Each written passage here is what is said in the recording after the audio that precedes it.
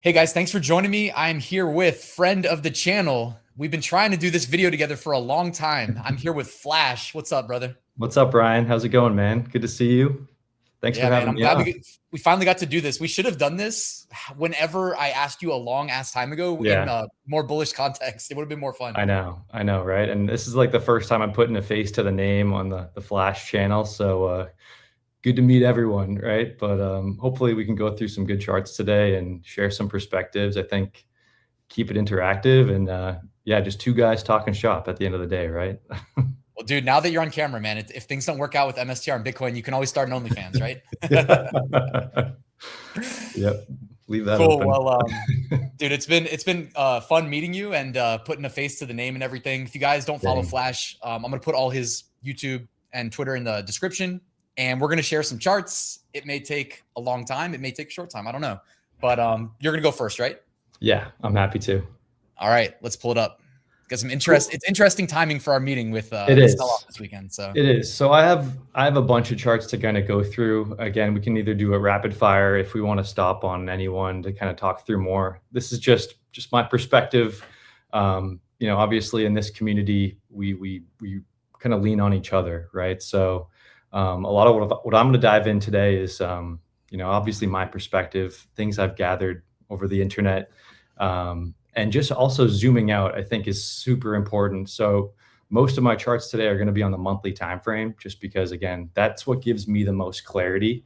And I think like the value that I like to think I bring to the community, to internet, is just having clarity.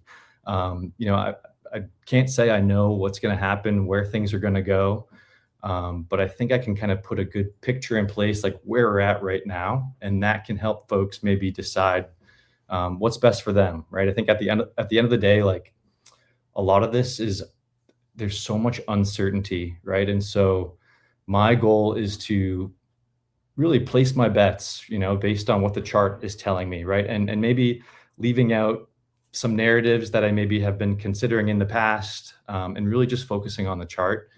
And so what you see here on the screen, this is from David Hurst, or David F at Trading Hurst. You can see his name on the screen, but he's been able to detect these cycles in Bitcoin. So obviously you have that traditional 4-year cycle, but you can see here there's an 80-day cycle and a 280-day cycle, right? So these are detected waves that he's found with his own proprietary software, right? So they kind of mold and shift over time. Like you can kind of move them because Bitcoin, it shifts a little bit, these cycles, but generally speaking, like that 280-day cycle, that pink line has been pretty spot on with these bigger swings in the market that we're seeing recently. And then you have an 80-day cycle, and then there's even a 30-day cycle, which I remove from this chart because again, it kind of clouds it up. I like to have clarity, right?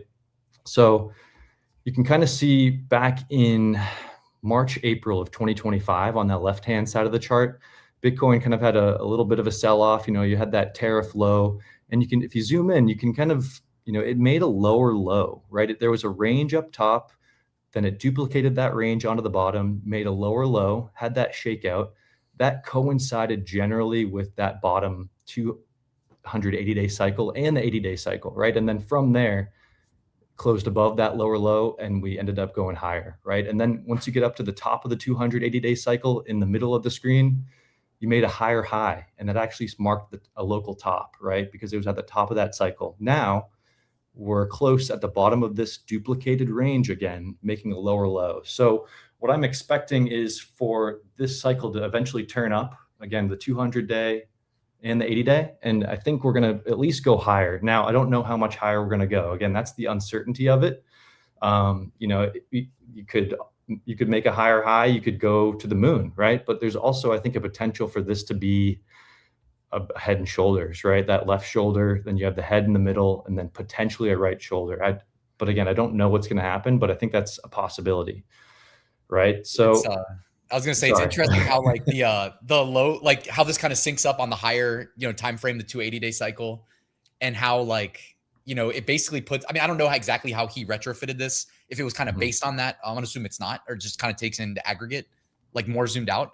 But it's funny how like the chart puts in the low in April. But most people that don't see this are just like, well, that was because of insert catalyst from the news. But that also synced up with the SPX rubbing up against that log scale overhead resistance from the 1929 Great Depression to the .com bubble top, right? And then you extend that out and you're rubbing right up against it, and then boom, tariff sell off and it tanked. Like, isn't it funny how all this kind of comes together?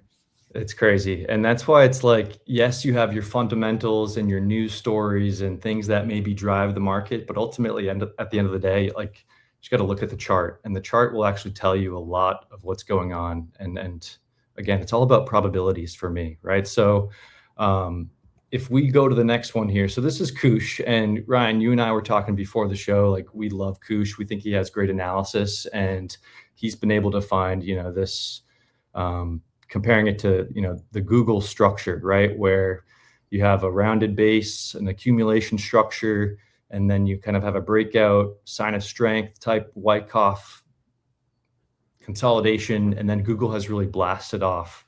And so what he's doing is comparing Google's structure to Bitcoin structure, right? And I think it's amazing analysis. And I think what Koosh has really brought to the table for me is understanding Wyckoff, the structures within Wyckoff and how that plays out over time with accumulation or distribution. Really like his analysis. And I just wanted to shout out, like, really good chart here. But I also want to talk about, okay, so this is Google. Again, we're going to be looking at the monthly time frame pretty much for the rest of my charts here. So Google since 05, right? Like, super, super bullish, obviously some pullbacks along the way, but generally speaking, very bullish chart. Now, if we just kind of, instead of measuring in the US dollar, let's measure in gold, right? Because ultimately gold has been around for thousands of years. It's been money for thousands of years.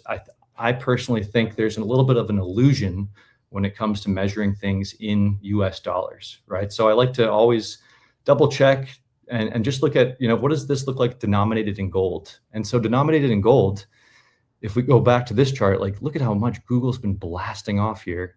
But when we look at it in gold, it really hasn't even broken out of its consolidation since 2021, 2022, right? It's actually making, right, as of right now, it's a lower high, right? So that's just saying, obviously gold has been on a crazy run recently. But something to consider, is gold going to continue to be strong? Is it topping? Again, we don't necessarily know, but again, just another good way to always look at your charts and denominate in gold. Dude, can I make a comment too? Like, it dawned on me sometime early last year, that, like, if Bitcoin is there's kind of the two kind of sides of Bitcoin, where it's like, was it kind of like predetermined, and, maybe like, or, kind of like, did the CIA make it, conspiracy theory, tinfoil hat, or whatever? It doesn't really matter. But to me, like, Bitcoin, if it continues on the trajectory it's been, and it's kind of allowed to succeed, which I don't think it can really be stopped, right? They kind of tried. To me, it kind of takes pressure off of other assets that dollars chase, right? Like, if you look at the kind of wealth breakdown, it's the top fraction of 1% that are owning, like, everything, and they know dollars are fake. They know that, like, gold is hard sound money, and at some point they're going to figure out that Bitcoin is too, and more people do that over time. And it's kind of like, I think Trump even said, even though I don't know if Trump's saying it matters, but it's like, for it to be true, but it does kind of, like, if they inflate a crypto bubble, to me, it's just taking pressure off of, because if you look at the angle of expansion of, like, the stock market in USD, it literally just goes like this. It's like the hyperinflation curve on the linear scale. Yeah. And it's like, well, if they inflate another bubble, at least it takes a little bit of pressure off and it becomes a little bit less obvious. Yeah, 100%. And I included that in some of these charts too. So we're going to talk about that exactly. Nice. And so just kind of moving along here, Patrick Karim at Bad Charts 1, another amazing follow on X. If you guys aren't following him, he's like such a good chartist. And so what he's talking about here is gold is heading towards being worth 4x the price of the stock market, S&P 500. Would not surprise me to see a $28,000 price tag on gold before it's all said and done, right? If we zoom into this chart, and this guy pretty much just maps out what I think is a pretty good possibility or probability. Again, going back to, like, placing bets, making decisions based on where you are at today, right? Where you think things are headed for the future. And so, I mean, this is comparing to the 1970s, to the 2000s, and whenever gold is outperforming the S&P 500, you can see it's a bull era for gold, silver, oil, and friends, right? So it's almost a different way to think about where capital is flowing, month over month, quarter over quarter. A phrase I really like is I want to be skating to where the puck is going, right? So this chart tells me that capital, fiat dollars, is rotating into gold, silver, commodity-driven assets, right? So hard assets that are physical in nature rather than software, for example, right? So is this going to play out? I guess time will tell. This is going to be taking place over the next 5 to 10 years. And again, just a very crucial ratio for me to consider when I am not more or less trading, but kind of investing for the long term, right? And when I think about investing, I'm thinking about 5, 10, 20, 50 years, honestly. So really, really crucial chart. I like it, man. I still have my gold too. Yeah, right. And so self-custody. Under your bed. When we look at gold so this is on the quarterly time frame, right? So this is like going back to 1960, right? So this has just been on a tear, right, for the last century. But obviously along the way, you have these big consolidations, and you can take measured moves here. Like maybe you could measure that middle, flag pole, and then put it up on top of the breakout here. All I really want to point out here is that gold is, I think, going to continue, right? If we look at this chart, going back to this chart, this looks like capital is flowing into gold.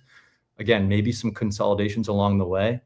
And then I want to bring up, so Bitcoin's really only existed generally, I think it was January 3, 2029 through the present. So in this part of the chart, that's only where Bitcoin has been alive for, right? Another way to view this is obviously the Bitcoin fractal that we all know and love. And so what I really want to get to is, this recent breakout, right? If we go to 2024-ish, right when gold broke out of this consolidation, let's call it March 4th, 2024, right? So that was the official breakout, you could call it, for gold in the last, 10 years. What did Bitcoin do on March 4th, 2024? Well, it kind of, right when gold broke out, it consolidated, went higher, consolidated, went higher. And now it's either consolidating or it's breaking down, right? There's arguments over the 4-year cycle. Is this the top? Is this just, a sign of strength above a Wyckoff accumulation structure? A lot of different perspectives, right? And so, since that breakout, as of, I think yesterday is when I took this screenshot. No, I took this screenshot today. Bitcoin's up 11%, right? And gold is up 127%, right? And so when we look at Bitcoin gold, which I think, again, is probably the most crucial ratio for me when I think about measuring Bitcoin, that ratio is down 50%, again, since that March 4th, 2024. So all I really am saying here is there's capital, I think, flowing into commodities, flowing into gold, and it's affecting Bitcoin, whether I like it or not, whether anyone likes it or not. That's just what the chart is telling me so far. And on top of that, you have silver on the quarterly with a massive, massive cup and handle, right? That is set to break to, there's a couple targets up here. Are we going to get there? I'm not sure, but this chart sure says hey, this is a different environment that we're dealing with here, and Bitcoin hasn't seen this in its lifetime, right? If we go back to this chart, Bitcoin just hasn't been around for this type of environment. Does it bother you that it didn't backtest? I mean, I get that different structures maybe don't require it, but on silver, it's kind of, in my mind, feasible. And gold, it's hard to believe that it could come back down. And sorry, I'm all over the place here. Yeah, there could certainly be a back test, right? Silver could absolutely come down and touch this again, and I think it would still be in a bullish posture on the quarterly time frame, right? That's I would say so. I'd be right there with you, man. I think it'll happen, but it's not me trying to say it'll happen tomorrow or anything like that. I think these metals move slow, and there's definitely the fact that they're digitized and financialized, and then all the shenanigans that comes with that, Absolutely. And that's why it's this could be a 10-year thing, at least for metal strength. generally, right? And so this is, again, the gold S&P 500, except it's flipped, right? This is the S&P measured in gold, right? This is the illusion that the US dollar creates, where, and if you're above this 30 period moving average, like, this pretty much tells you that, hey, it's either going to be bullish or it's going to be bearish if you're under this or above this moving average, right? And so right now we're at an interesting time because we're below the moving average, but we still could have like some sort of bounce here, I think, over the next few quarters, right? So 2026, 2027, we could even see a rally, S&P 500 measured in gold. Ultimately, though, I think this is in the process of topping and rolling over. Dude, that chart's epic, man. That's an epic chart. I still think that, like, if we just repeat the past, it looks like the first time it wicks below, it's kind of like saying, hey guys, pay attention. But also too, it's kind of like, the whole like Agenda 2030 nonsense, and kind of just the way the world's been going, and how when people start figuring out the debasement trade, bankers and politicians don't want their heads on pikes in the middle of the street, so they'll start a war. I mean, wars will start. Black swan events that nobody saw coming will happen, but they're totally organic, and that would kind of be reflected in kind of the repeating of these structures. Right. This is an epic chart, man. Right, and I mean, it goes back to the stories, the narratives that people want to talk about to like justify what's happening in the chart. But again, like, so this white line is just the S&P 500 measured in the US dollar, right? This is the illusion where, you can invest in this and you think you're making money in dollar terms, but really, like, if you measure in golds, if you put money in the S&P 500 in 1930, like, you're actually not increasing your purchasing power measured in gold, right? Obviously, like, you want to be in the S&P 500 when it's outperforming gold. And if you can use these ratios on the bigger time frame, that, okay, if this breaks down, the S&P 500 may see consolidation for 5 to 10 years. That's what this chart is saying, right? So that's where I'm like, if this is breaking down, maybe it's not going to be this month or next month, but generally speaking, this, I think, could maybe roll over on the right-hand side here. And that could mean, hey, there's going to be a pause in the S&P for 5 to 10 years. We don't know, but we can stack the evidence, stack the chart, what the chart is trying to tell us to help us place our bets and be better with probability thinking in how we invest.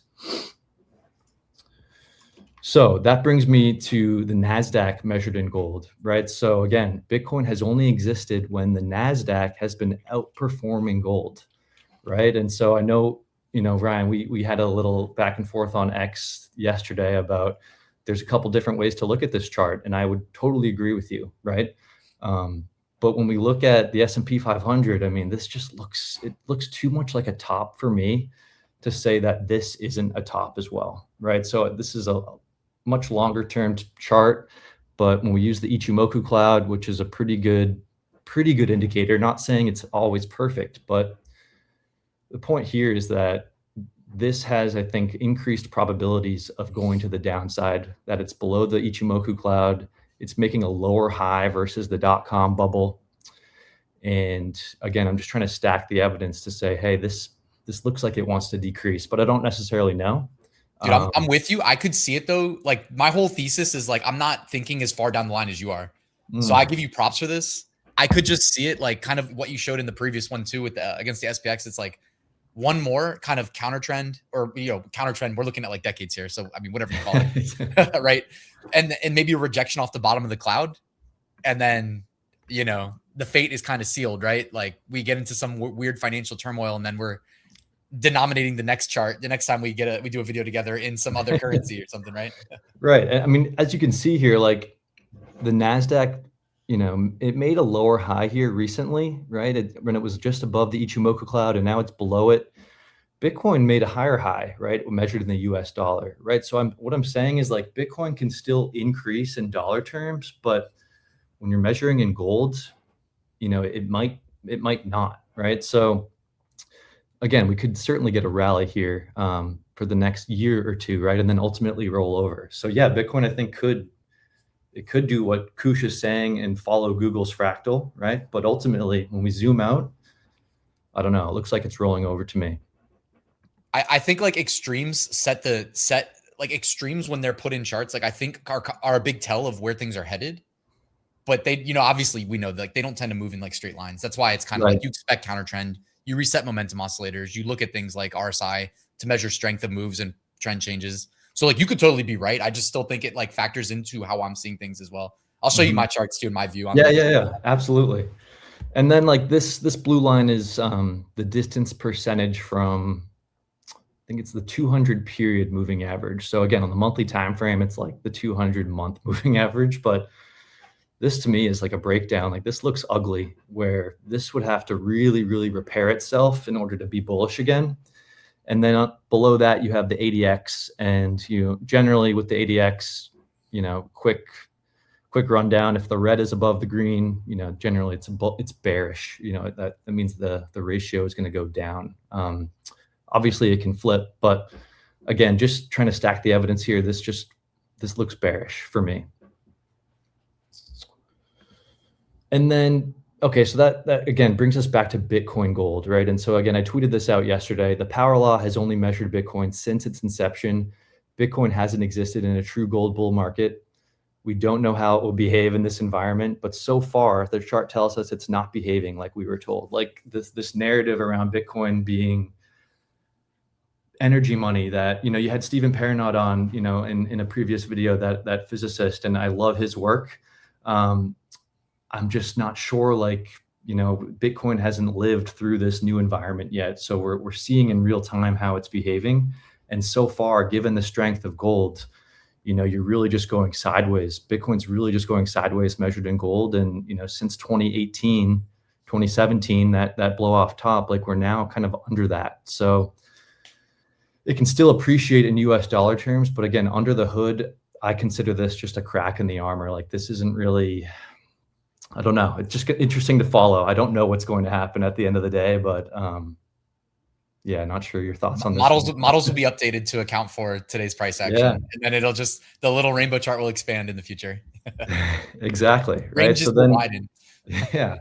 And so Bitcoin Gold, like generally you're in this sideways channel, you have a, resistance that you want to get above if you're bullish on Bitcoin. And I think there's a couple different possibilities here. Like, we could just kind of, that 280-day cycle could take us back up. We could consolidate, ultimately break out, probably a reaccumulation look. Another way of viewing the reaccumulation, we could come back up and then ultimately roll over, make a lower low down here. Maybe it's a spring, ultimately goes higher. Like I think that's a possibility.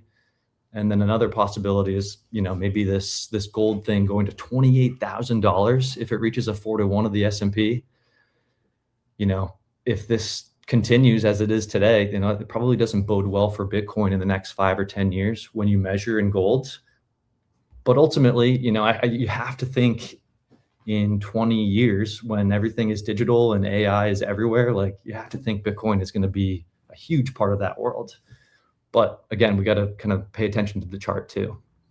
Yeah, I feel like the divergence is either it's like, well, we're back to the Stone Age and we're trading gold rocks, or we are continuing trend and kind of and I'm not saying this for the sake of like, me believing in these artificial bubbles that are inflated through the debasement trade. I'm not even like defending that or anything, but it's kind of like, or if we just continue trend, the world doesn't explode. You know what I mean? Like, and that's what I think about too. AI needs instant settlement on a public like ledger that doesn't involve trust of bankers, right? It needs that to some extent, or we're just frozen in time. Like we have this rapid ascent of like technological advancement, and then we're just frozen flatline because the bankers are like, wait a second, you can't cut us out. Yeah, and another way to look at that, like, is if you get this possibility, like this is pricing in where physical gold is actually going to be more valuable than Bitcoin, right? That's what the market would be telling you. And it's like, imagine that world where, hey, maybe this AI thing doesn't work out, and for whatever reason, gold's going to be a lot valuable. So I don't know. There's a lot of different ways to kind of think about it.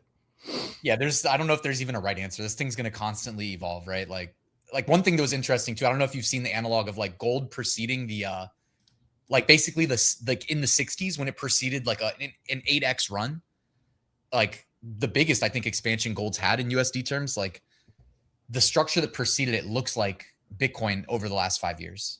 It's not one for one. Like the Google analog, I think, is really close. That analog though is really close too, like with gold. I think we went a little bit lower than gold did though, when it right before it went, like it was still in the context of the uptrend. It would be like the gold low was equal to the 2022 December low for Bitcoin, but it's still close, you know, it's still pretty close. Yeah, absolutely. And then, you know, if we zoom in a little bit more on Bitcoin Gold and we put it on the line chart, I think I've showed you this before, Ryan, but if we add MSTR to this ratio, I really think MSTR likes to track the flow of capital between Bitcoin and gold, right? When Bitcoin really is outperforming gold, MSTR seems to match that. Obviously, this isn't a perfect overlay, and you know you have to squish it down, but I tried to make it so it looks like, you know, recent price action, right, since like 2023. But I think this kind of speaks to MSTR's like weakness recently, right? It's because Bitcoin has been a little bit weaker versus gold. Yeah, I haven't checked in on that in a while in terms of the MSTR analog, but that's interesting. And I do wonder how the recent, like, I'll show you kind of where I'm at with MSTR, because it's kind of on a cusp where it's like going to tell us what, you know, based on what comes next, like next week, like kind of what comes next in my mind for the longer term. Because right. Yeah, it's going to be interesting. Yeah. And then this is just another look, again, really zoomed out with MSTR. And, you know, maybe people can say it's not fair to look at MSTR's price action before, you know, 2020. But this is just comparing it to MSTR measured in USD. Then you have MSTR measured in gold, right? Like two completely different charts. One swept the highs of the dot-com bubble. The other, measured in gold, like didn't quite get up that high, right? So just a different way to think about it. And again, I think it's just important to denominate a lot of your charts in gold, you know, for the listener here when you're kind of making investment decisions. Not financial advice. No, it's great advice though, for real, just as like a charting discipline. For sure. And then again, with WGMI, like WGMI, US dollars, looks like a beautiful base, kind of a cup and handle almost. And then it looks like it wants to expand. But we look at WGMI measured in gold, you know, it's not quite the same chart. But again, I'm also bullish on WGMI, I think, but you'd want this to kind of break out of this range in order to be a really true WGMI bull. Okay, so going back to gold measured in the S&P 500, you know, we talked about Bitcoin, we talked about MSTR.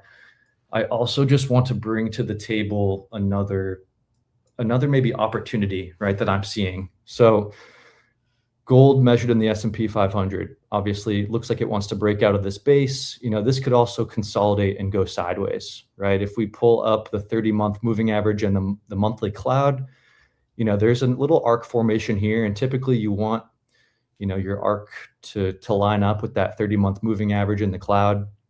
But if you look back at the bottom left, you know, in 2002 through 2004, this ratio really consolidated for like 2 to 3 years before it kept going higher, right? So I think there's also an opportunity here for gold and the S&P to kind of battle it out for a year or 2 or 3.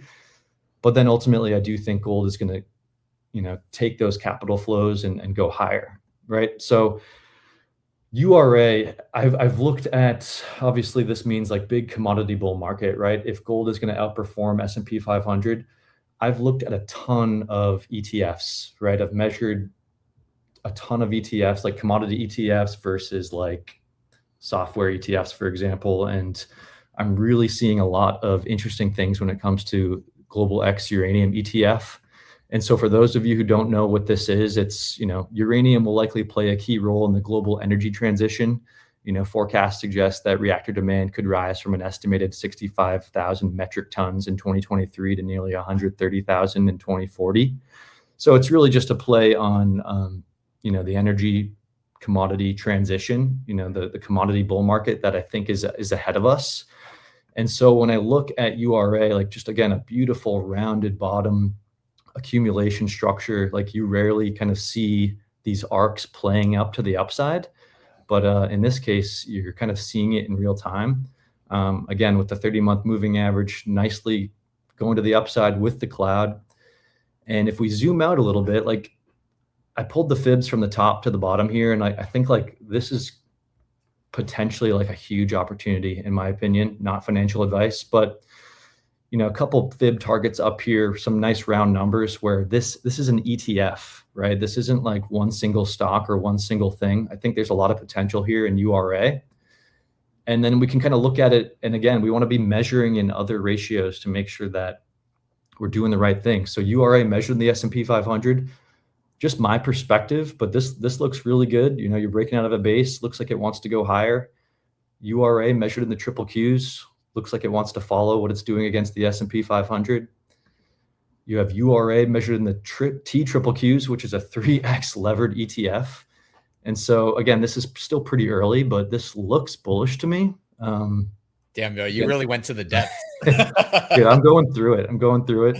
I love doing this stuff. And then URA versus gold, right? So like, I look at that Bitcoin gold chart and it's like, yeah, Bitcoin has been, it's been the apex predator asset for the last 10 years, right? And so, you know, I can't help but think like, is this maybe handing the torch to commodities for the next 5 to 10 years? I think we'll obviously find out, but this setup looks so good to me where, you know, you have this rounded structure, maybe a reaccumulation here in the middle with a spring, and this looks like it wants to enter expansion. And then you have URA measured in Bitcoin. It's like, you know, there's a double bottom here. Maybe we're breaking out of resistance. But again, you have that Bitcoin power law in the back of your mind. Like Bitcoin could very easily just have this ratio roll over because Bitcoin could get really strong again. But I just want to make this note, like there's potential here for URA to outperform Bitcoin, right? Which would be crazy. And it's not been a a lot of losing bet in the that. past. I'm not trying to say that, you know, I'm not poo-pooing on your charts. Yeah, you know? no. But it's a tough one. Like if you want to denominate it in USD, I'm like, okay, yeah, that's easy. But denominating in Bitcoin, it's like, Yeah, no, I hear you. And I, as a Bitcoin fan, I'm like, man, I shouldn't show this chart. But again, it's just like measuring probabilities where things could likely go. And I mean, this has broken out, you know, it's like a valid breakout, and you know, there's still obviously like a lot to do, but I think it's worth considering. And then, you know, URA measured net MSTR, like again, this is like, you know, I have no idea where this is going to go. This chart does not give me any clarity, right? If we flip this and do MSTR measured in URA, I still don't have a ton of clarity, but there is a channel here, it looks like. And it looks like, you know, MSTR could make a higher low here, potentially, right? It's made a higher high. It's on that quarter line too. Yeah, just kind of a fun chart to kind of explore and maybe think a little bit differently. And then last but not least, CCJ is like one of the biggest uranium miners. CCJ, I think, could be the new MSTR, and I'll show you why, right? So MSTR, wait, are you sponsored by them? You got to disclose this if they're paying you behind the scenes. Oh, no, I'm not. I'm just a guy who loves looking at charts, and I think there's a huge opportunity in nuclear. Have you seen where like they sponsor, like gold miners will like sponsor podcasts and stuff, or like it's so random, but I've seen it a few times where they're like, let me interview the CEO to tell you about the mining operation, you know? Yeah, not affiliated with CCJ. I do own some CCJ, right? But CCJ measured in gold, like if gold's going to go to 28,000, like this looks like a bullish setup. CCJ measured in gold, and then, you know, CCJ measured in the triple Qs, like breaking out of a huge base, like it looks like it wants to go higher. And CCJ measured in Bitcoin, you know, maybe it's a little bit further along than URA was. Looks like we're into resistance here, but again, like I don't know. This is now outperformed Bitcoin since 2017, 2018. Like that's just a fact, right? But looks like it could obviously roll over, but we just don't know. And then again, gold S&P 500 looks like it wants to outperform. You have URA measured in gold, looks like it maybe wants to outperform gold. And then you have CCJ measured in URA. I think this is the biggest chart here for this biggest uranium miner. Looks like CCJ wants to outperform URA and continue doing so. So those are all the charts I had, Ryan. I know I maybe got a little off track there, but I kind of just wanted to provide a perspective and say, you know, I've always been a big fan of Bitcoin and MSTR, but I think like as the times change, I think it's okay to have an open mind about potentially other assets to invest in. You know, I think diversification actually can be a good thing in some cases. And I've made that battle internally of like, man, I've always been just Bitcoin only, MSTR only. But I think it's important to adapt. So that's all I really have to share. Yeah, I turned off your screen share too, just so you know. But yeah, all good. Nah, I appreciate that. That was great, man. I think the takeaway is Flash's long nuclear war. He's the only one that's like scanning for news headlines about. I'm just kidding. Yeah, well, it's not necessarily about nuclear war. It's more like we're moving into a world of like energy. Energy is going to be so important to power AI. And I know we have energy money in Bitcoin, but I think there's a whole infrastructure build out that's going to be taking place now for the next decade. So I think they're finally going to allow it, right? Yeah. Yeah. Have you ever heard of like how people that like kind of stumble upon, you know, the energy, like they go outside the scope of what's supposed to be allowed at the time, and then they just kind of like disappear. You stop hearing from them. Dude, there was an interesting one. This senior engineer at Google, and you can find like, it's like Zach Voorhees is his name. He like literally put on his website the Google YouTube blacklist at that moment in time, and you can see like, I mean, I haven't actually checked for like nuclear fusion, but I swear he said that was like one of the things. It was literally nested between, well, things I can't actually say because it'll get this video like probably sent to the nether realm or whatever. But it was things related to like things that people have called black swan events in the past. Think about like Las Vegas, for instance, stuff like that. Like there was literally like 100 lines of that, and then it's like nuclear fusion. Completely unrelated. I don't know why I sidetracked this there. My bad. Hey, it's all good. We're just talking shop at the end of the day. Hope we can do this again too. Dude, I've been trying to do it for a while, man. I told you it'd be fun. You want me to fire up my screen share real quick? Yeah, let's see your stuff, and let's keep diving in.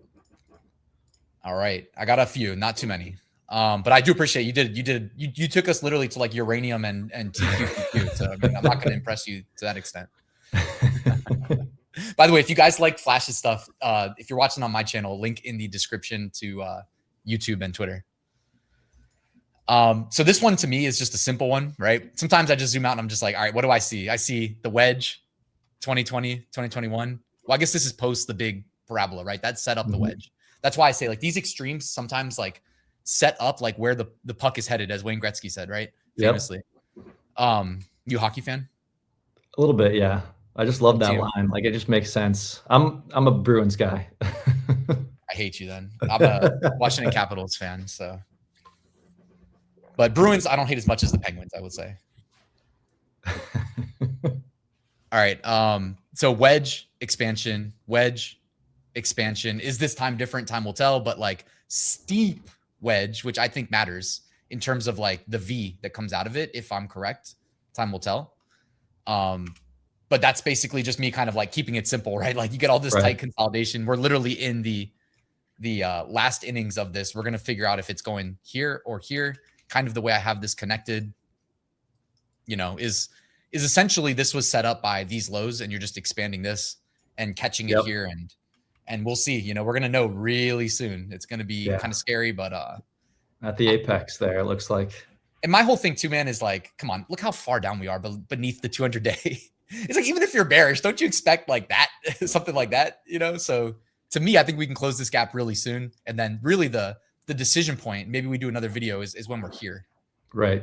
If we get there, you know. Yeah, this most recent wedge, it looks like it needs another like higher touch point somewhere, right? I think, and we're at the bottom of that 280-day cycle in Bitcoin, and MSTR likes to follow obviously Bitcoin. So I think there's definitely some upside here in the short term, and then it's just a matter of, okay, how high is that going to take us, and then what kind of structure does that form? Yeah. It's going to be interesting. So we should maybe consider that in a couple months. If that plays out. Also, not financial advice, if I didn't say that already.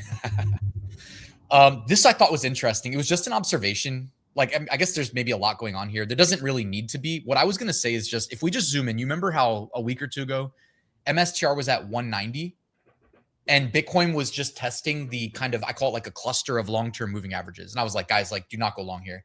Bitcoin's literally never knifed through these long-term moving averages. And the one that I prefer is like the 21 weekly EMA is like my, like one of those that I always like on my charts. And I remember Bitcoin pivoted pretty significantly below the 21 weekly EMA.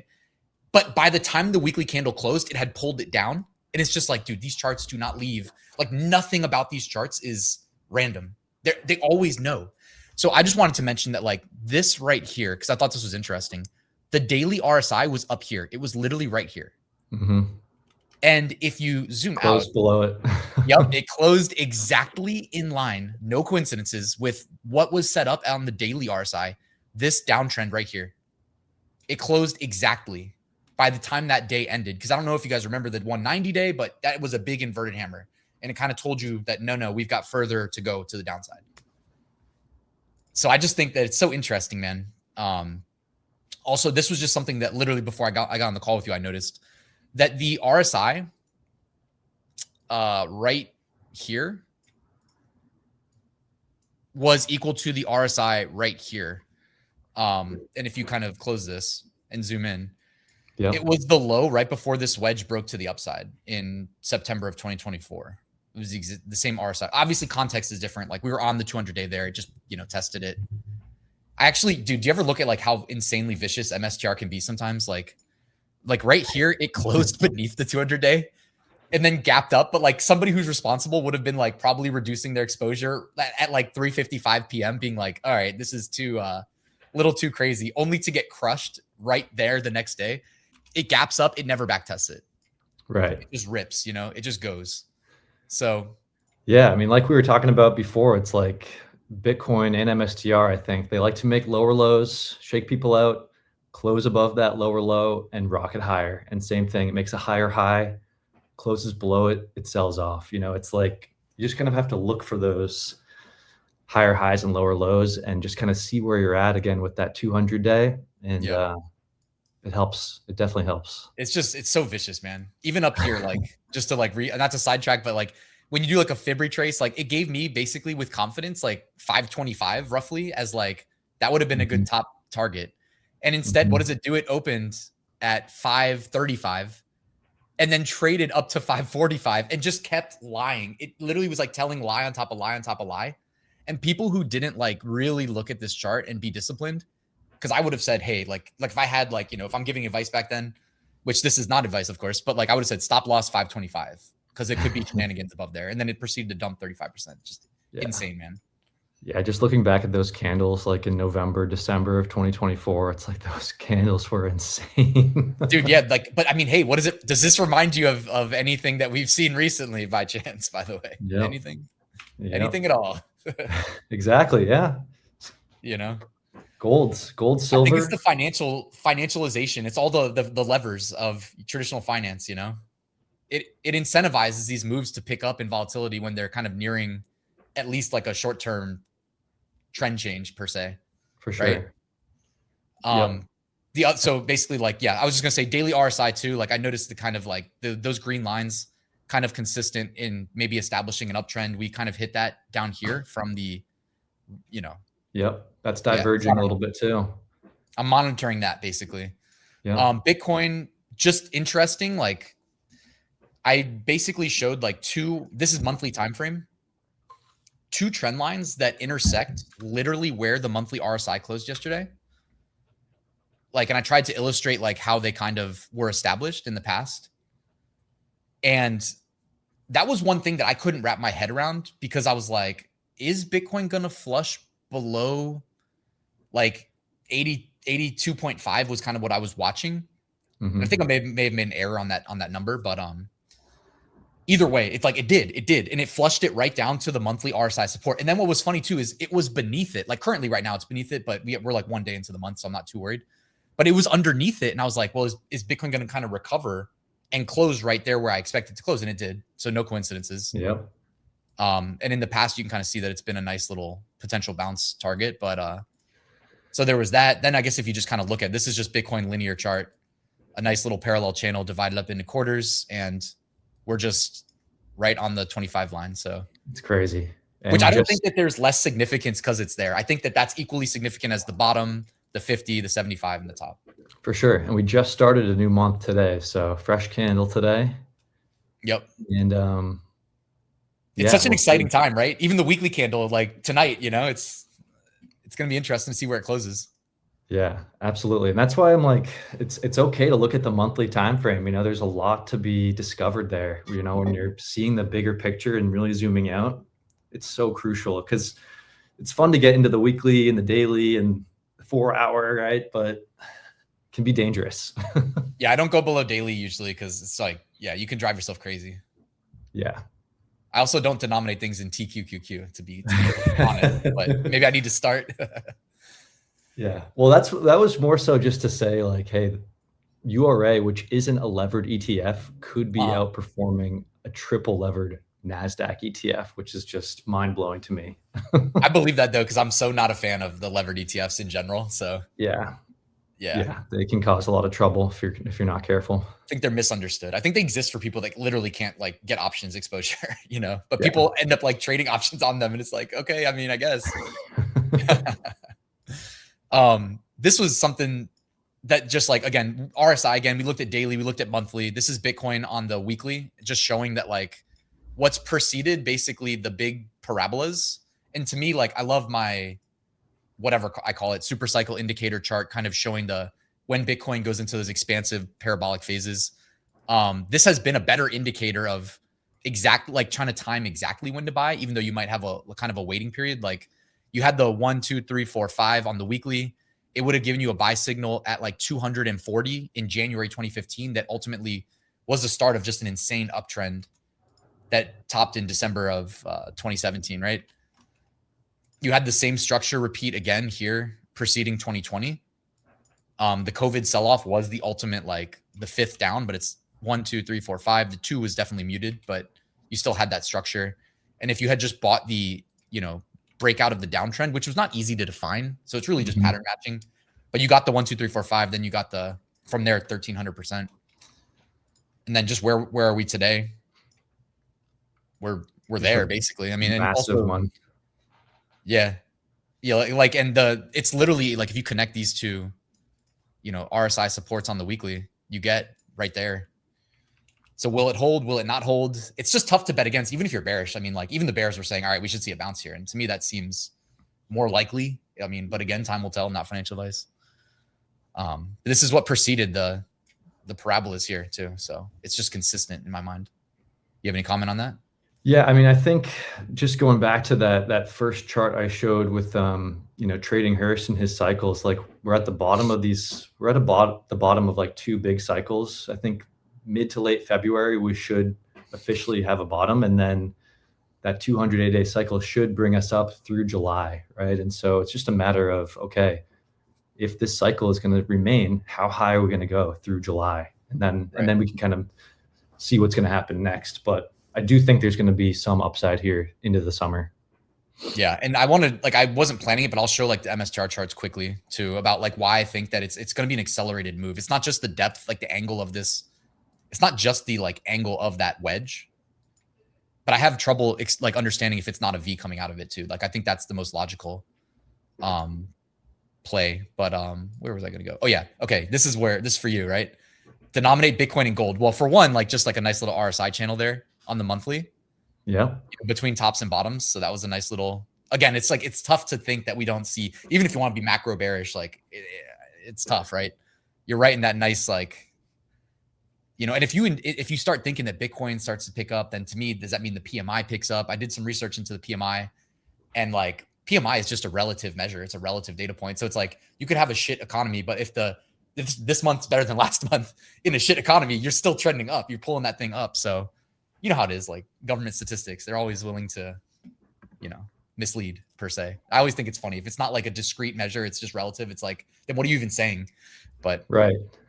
Anyways, yeah, I think with the PMIs, it's like they're surveys, right? They're surveys of manufacturers. And I think as those pick up, you're going to want to be in things that are outperforming, obviously US dollar, but you want to be in things that are outperforming gold too. And maybe Bitcoin, right? So it's like, as those measurements pick up and go up and to the right, like the liquidity is going to be attracted to, the capital is going to be attracted to, what is above a rising moving average and cloud denominated in gold, I think is what I'm trying to get at. So it's interesting to think about it that way too. I think you're definitely right though about like, and it's probably going to become more standard from here, right? Denominating things in gold than USD. But at the same time too, it's like, dude, when you go to Twitter, and I'm not like faulting people, but like Twitter does not incentivize nuance, right? Like if you want a big account that everybody like follows and you start denominating everything in gold, they're gonna be like, yeah, what the heck is XAU USD? And they're going to unfollow you, I don't know. It just is what it is. Like you got to cater to the lowest common denominator, right? Yep. This chart though, I love. Like time will tell what ends up happening from here. But I mean, if you check the way it's caught pivots, like it's a tough one in my mind to bet against. It's been pretty good. Like we kind of level up on the yellows is kind of how I see it. Like the whites are kind of like stopping the the big moves, the big like vertical moves, and the yellows are kind of, to me, just like level jumping, like in that back and forth between Bitcoin and gold on the log scale.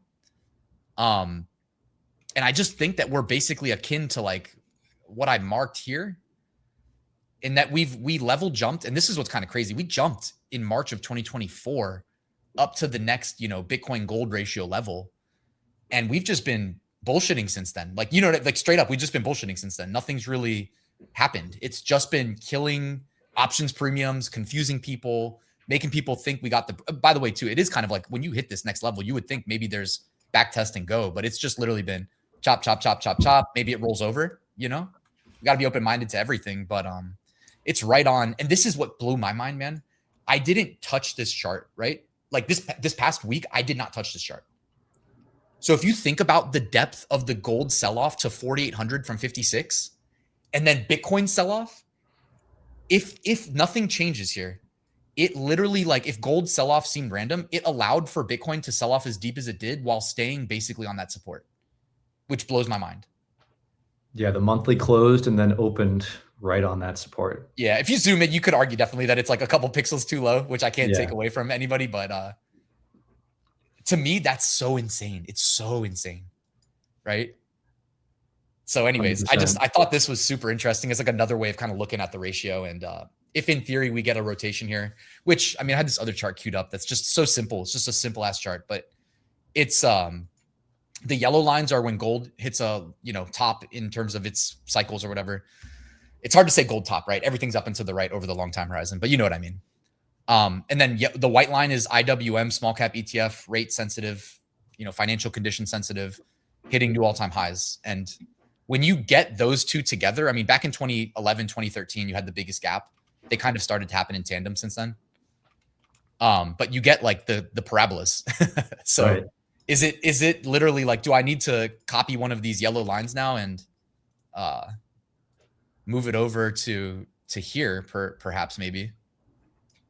And then do we get the parabola? Like, again, I'm just looking for patterns here. So yeah. And the concern for me would be, if gold maybe topped, yes, but if it also is just a local top and that it actually continues running through 2030, 2035 and goes to $28,000, it's like, I don't know. I don't know about Bitcoin. That's what would concern me. But obviously, capital flows and it's going to go back and forth most likely. So I think they could both take turns, but so far I'm just a little bit concerned. Yeah. Yeah. Like, I don't think it's one or the other. You know what I mean? Like, let's be real here. Gold was at like a 96 monthly RSI. It's not, right. If we're in Las Vegas here, just gambling for fun, we would not bet on that continuing probably. Also, betting against a trend though is usually a terrible idea. So would you then? I don't know. Yeah, like I could see gold, like, again, too, it's funny to think about, how like these big numbers and our brains don't handle them. Like human brains don't handle them. Maybe Steven, the astrophysicist, but like normal humans like me and you, I'm assuming when you hear $28,000 or an ounce gold, it's like, that's silly. But then it's like, wait a second, gold was 5,600 an ounce. That's a 5X. It will in our lifetime for sure get there.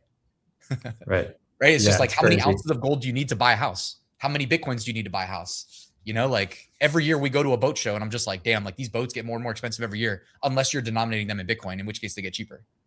Right. Yeah. It's fun. You can chart like the median price of a home and chart that against gold or chart that against Bitcoin. And it's like, oh my gosh, it's just a way different reality. Yeah, it is. But I love it, man. It's just fascinating. And I love thinking about it, thinking everything through. Dude, that's our edge, right? Like we're unfortunately or fortunately, right? One or the other, unfortunately or fortunately, born in the, like, in order to generate alpha against our, fellow man, you need to understand this crap. Like there's just no other way about it. Like you can start cash flow businesses, but it's probably never been harder. You know what I mean? Like, honestly, like as somebody who, like, I've kind of specialized in that, like over the last 9 years. And it's like, it just gets harder and harder and harder because, like, I still sell on Amazon, but it's like, dude, I used to sell easily. Then they open the door to everybody internationally. Now my manufacturers compete directly with me. I can't compete with them. You know what I mean? So then you pivot to the next thing and the next thing. And it's like my little edge is like software and automation tools. And it's like that only lasts so long too, Like now you have AI.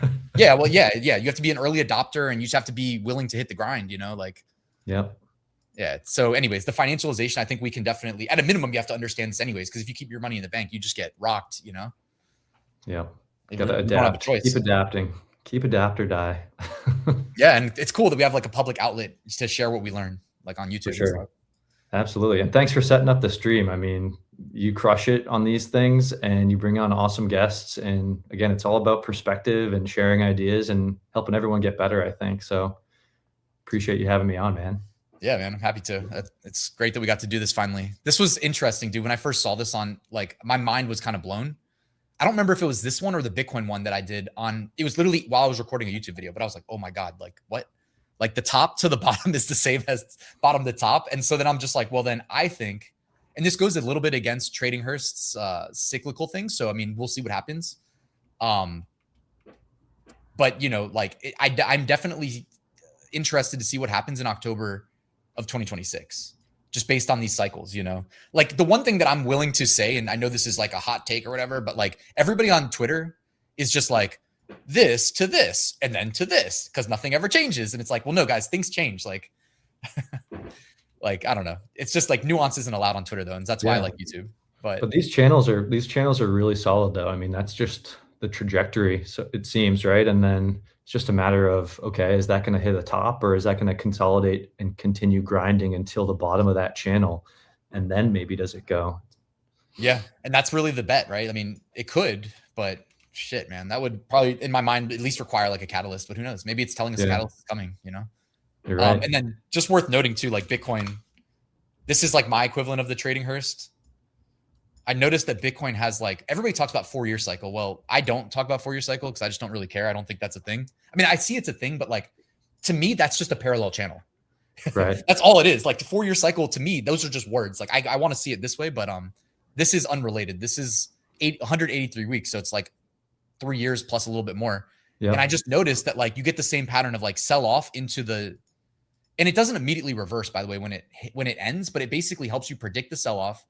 It finds support on these lanes that like have done a good job predicting the price action, and then it turns up, you know. And what's interesting is we didn't get the parabola in this one, right? But I think that this is explained by this right here, and it's so simple. So this is just a linear chart of Bitcoin with 2 parallel channels, and it's literally just connecting like after 2017 parabola to after 2021 parabola, and then you extend it out, and what it tells you is, well, it depends. It's open to interpretation, but it's like, this isn't a parabola, and it's easy to see on the log scale that it's not, right? Like these lines have never, when I say they've never been wrong, it's not me trying to like act like ignorant or something. It's just being like, yo, these lines have like every single time told you when we go parabolic, and we definitely didn't, you know.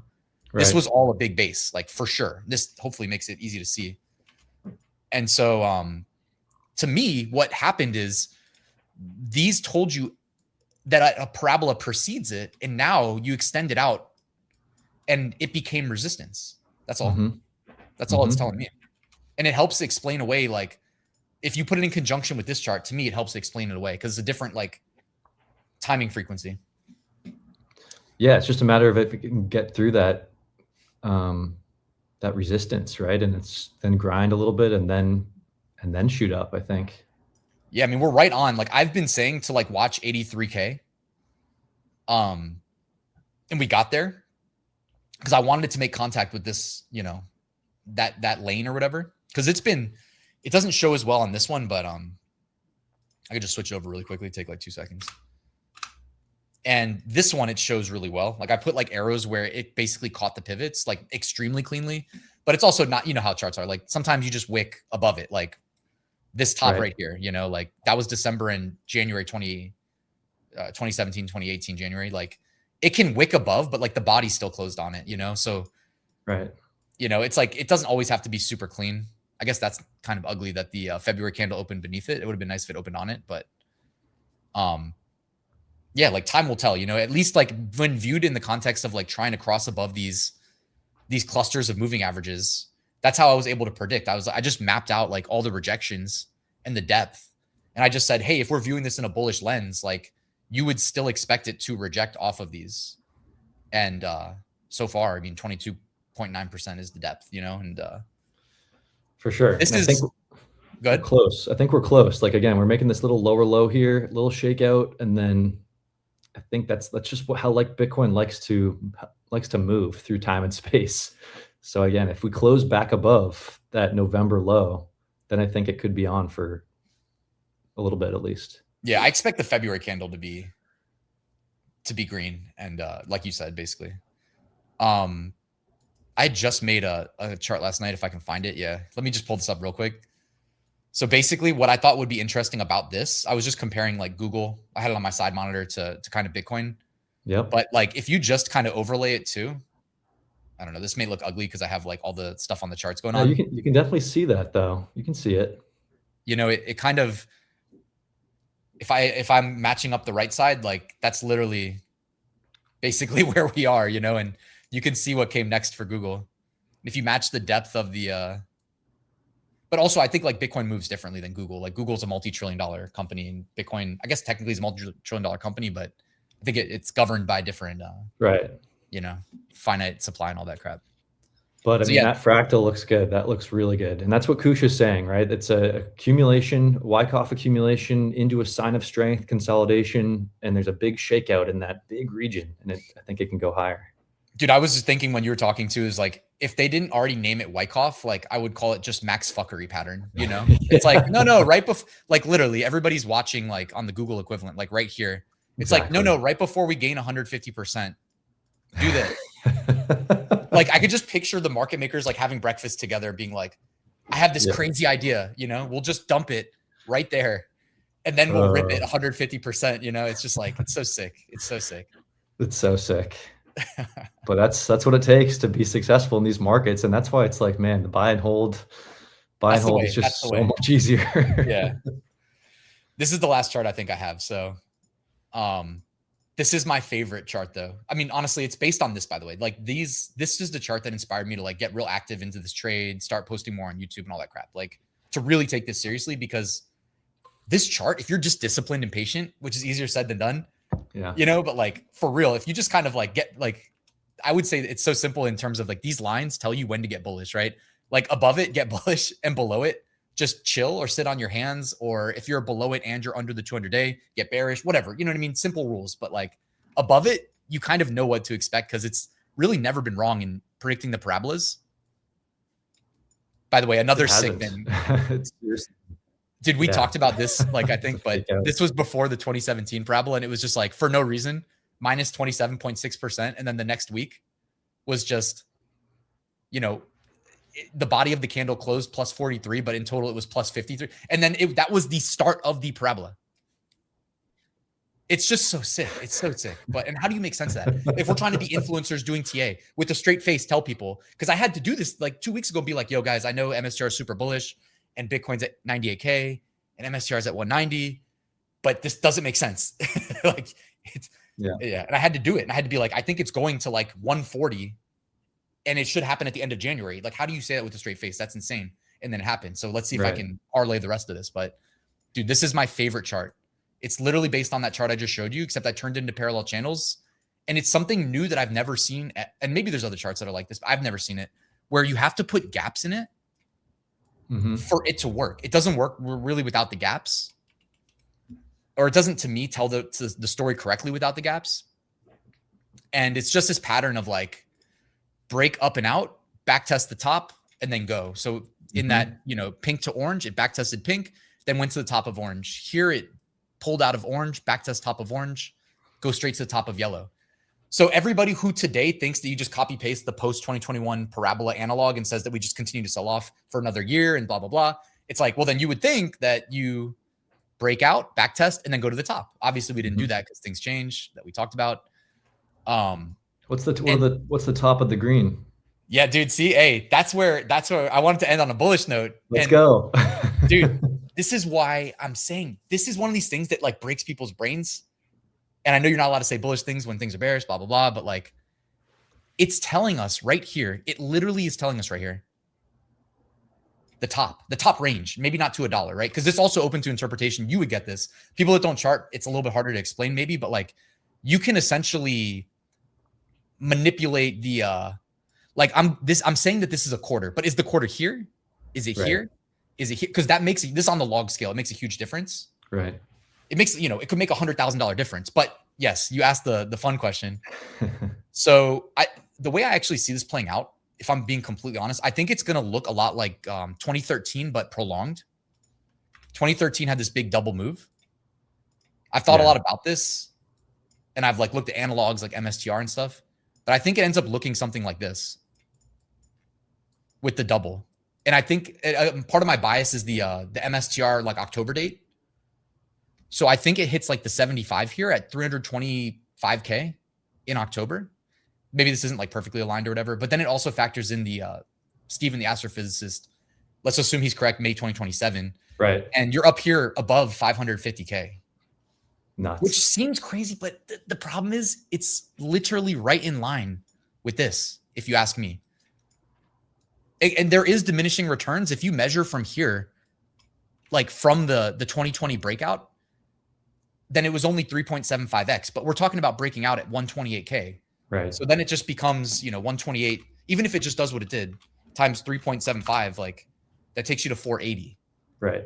So people need to like recalibrate their brains, I guess. Or when I say people, it's like, I don't even know who I'm talking to, but it's like either this time's different or it's not. Like, I don't think this time will be different. What we're debating is like, when do we get back above this line? And if we never get above it, guys, like Bitcoin's just dead. And that's also a possibility, I guess, but I'm not betting on that. Right. But I had to adjust this chart just to be 100% fair. Because I used to have this drawn up here. And it's like, you're literally connecting wicks either way. That's what's crazy. You're connecting wicks either way. But I think I had it wrong. And if this monthly candle basically doesn't dip much lower, then basically how it is here, that acts as support. Yeah, and so far it is. What's that? So far, yeah. I mean, if February can just be green, that's what I'm saying. Like, and I don't mind like looking it through the lens. I'm like, it's like the reverse engineer brain thing where it's like my brain is just saying like, I am correct. So I'm literally just working my way backwards from here. Right. And I'm just saying like, how did we get here? And it looks something like this. Right. And you only need to get above 128K to switch your bias, in my opinion. But yeah. So anyways, man, that's like kind of where I've been at. It's interesting. It's fun. Like we're literally on the cusp though. So who knows what comes next. It just goes to show you like there's so many different ways to chart a chart, right? And it's like so many things to consider, so many time frames to look at. But it's good to kind of just get on here and share and see what everyone has to say, right? Just get better every day. So absolutely. That's the name of the game, man. Yeah, man. Well, thanks again for having me on, Ryan. This has been a blast. And we should definitely revisit, maybe in early summer, I think, when this thing has a chance to kind of swing up, and we'll see where we're at. Keep tracking. Keep trucking. I'm gonna say if we can get MSTR to the 200-day, let's book something for then. Absolutely. That sounds like a deal. All right, guys, that's Flash. His links are below. Check him out. If you guys enjoyed this video, let us know in the comments.